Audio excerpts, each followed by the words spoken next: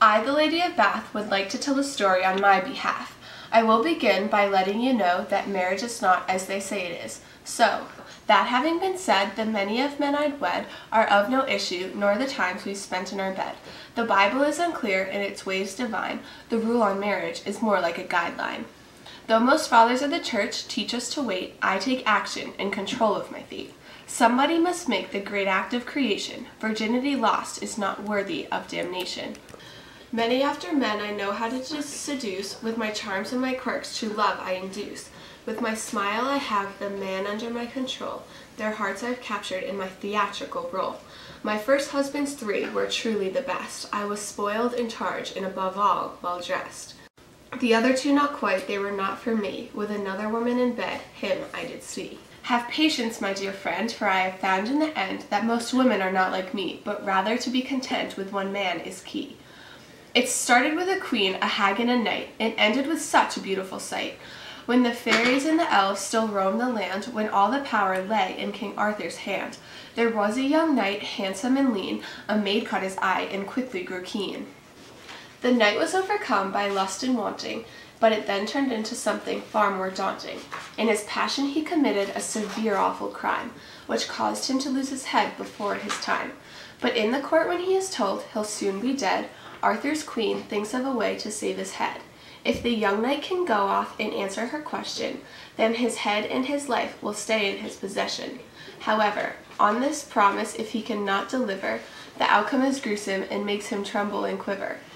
He sets off on this quest to ask every girl what is the most important thing they want in this world. Alas, the answer is very much to his dismay. They love money and honor and sex, so they say. Some love jolliness, looks and remarriage and such, and others love flattery just as much. But the overwhelming reply is if just to be free, or secretive, though that is not for me. No one I've met can keep a secret. I'll tell you a story I've heard of recent. Midas had a fault of which he was ashamed. He kept it a secret from all those unnamed, save his young wife, whom he begged with his life. She swore not to tell, but then she ran and did yell her husband's secret into the marsh, a fate that could have been much more harsh. We now return to the knight in the tale of woe that was his fight. As his judgment day draws ever near, he heads home, his heart laden with fear.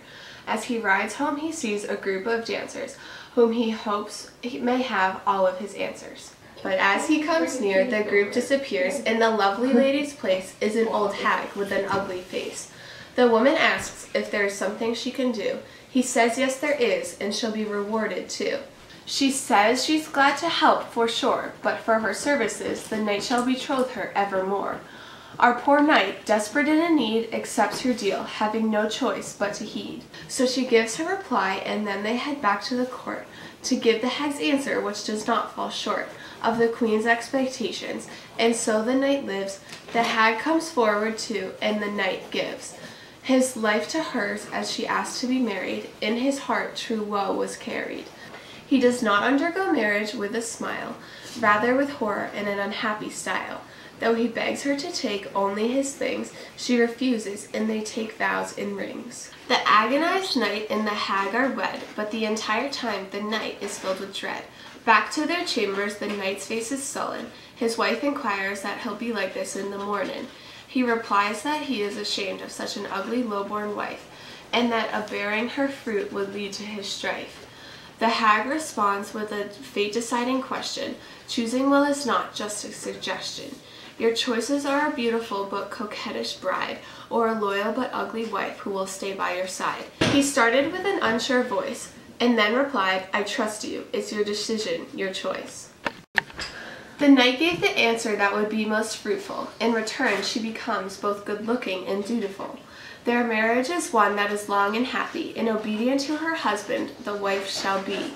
The story began with a hag, a queen, and a knight, and as said before, ends with such a beautiful sight.